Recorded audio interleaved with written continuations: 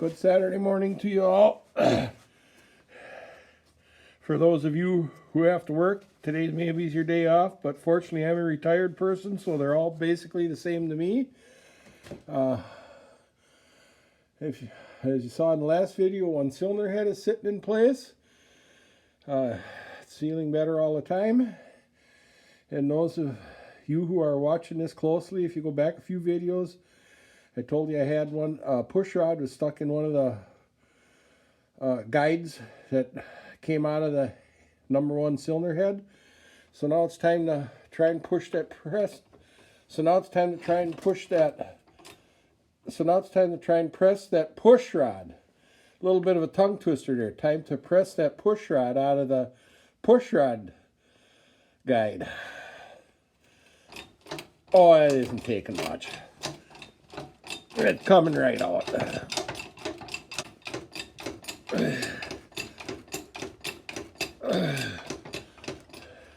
I'm surprised that didn't come out in the first place instead of the guide out of the head. There. So when we get cylinder head number one in here, I'll be pushing this back into the cylinder head. Now I'm going to be pressing a new expansion plug into the cylinder head so it's ready to go on. You could tap them in with a block and a hammer, but seeing I can readily put it on the press, I'm going to use the press.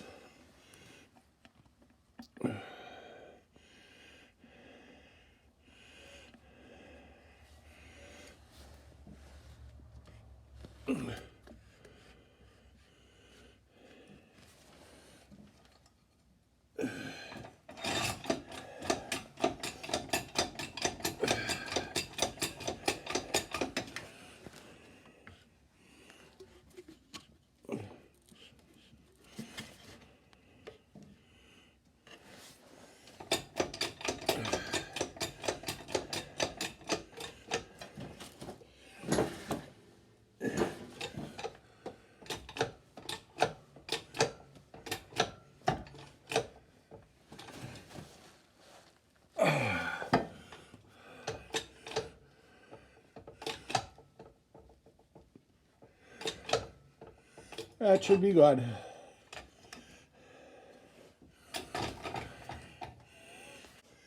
Now I didn't put it all the way down flush because you could see how far the old one was in, and I didn't want to go past that point because the surface was real pitted when you got past that point. So that should do it. Now set the cylinder head on the tractor.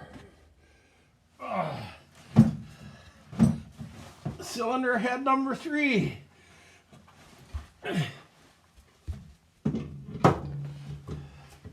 There that one is.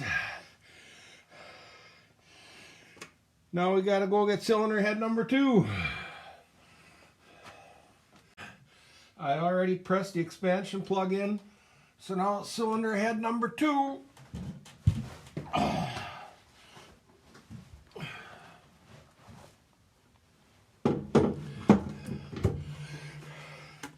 There's that one. One to go. And I'm not afraid to say I'm tired of lifting these things around. Now I'm putting the expansion plug in cylinder head number 1.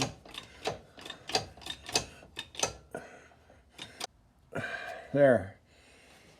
That's good. Now we have to turn it over, get it lined up to put the push rod guide in. I put some bearing and sleeve retainer on the push rod guide.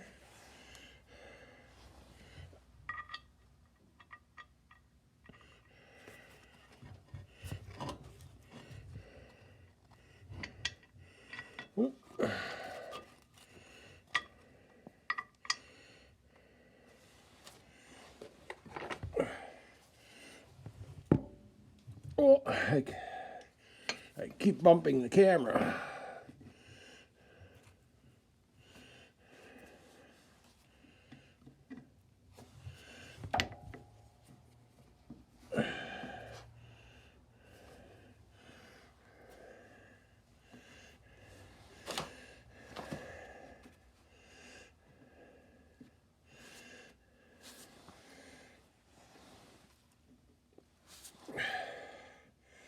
I think I have it lined up pretty good.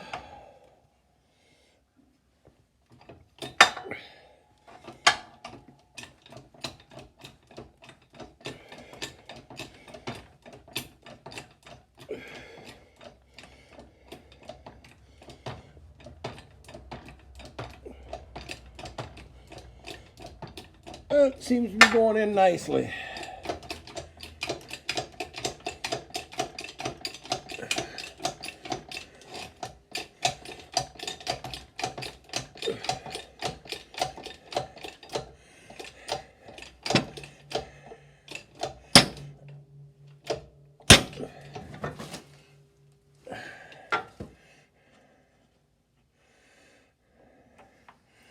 I want to get this lined up a little better.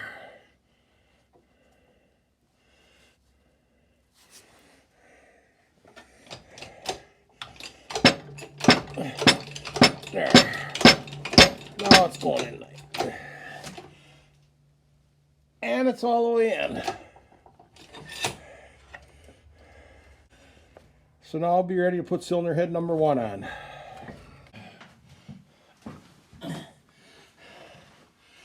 Here I go with cylinder head number 1.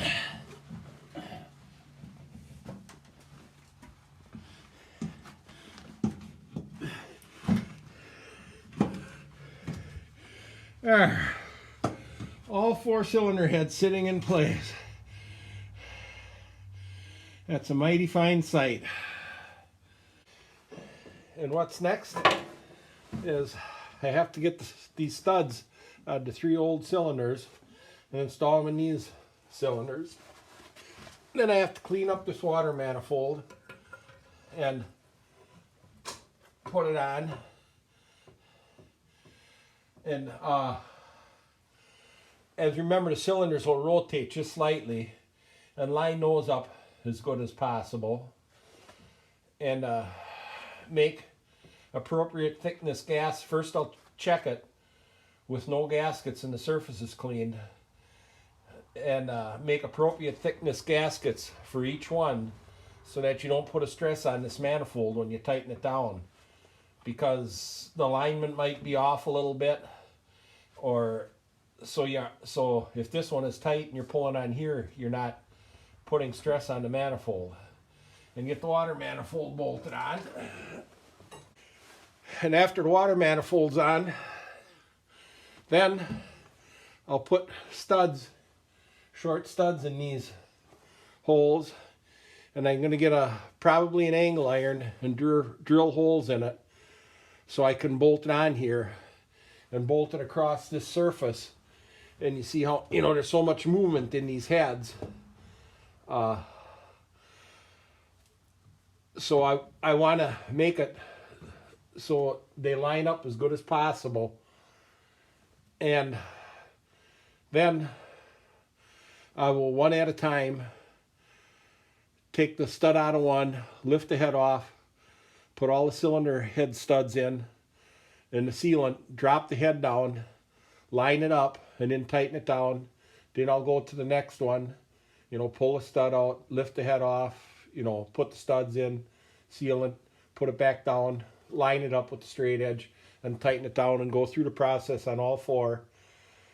But before I actually bolt it down, I'm just going to line them up and drop a couple long studs in and snug them so they don't move. And I want to work on the exhaust manifold and get that repaired before I fasten the heads on. So now I'm going to go show you the exhaust manifold. So here you can see the exhaust manifold. And the problem being, it is 2 pieces. And I'm going to attempt to weld that all back together. And you can see here, I'll have to cut what is the preheat chamber for preheat for the carburetor. First I'll have to cut that out of the way before I can actually work at welding the manifold together itself. So this is going to be, without a doubt, the toughest exhaust manifold I've ever attempted to repair on. So once again, I'm going to say it's mighty nice looking as far as it is. And, you know, this is a small channel, and I feel I have a dedicated number of people who are watching this project from where I picked it up, and I think will follow me till the end. I intend to keep following all the steps as I have been. And judging from the views, I'd say there's anywhere between 30 and 40 people who are obviously following it. If you like the way I'm doing it, let me know. But my plan is to continue all the steps. Thanks again for watching, and I hope you enjoy it.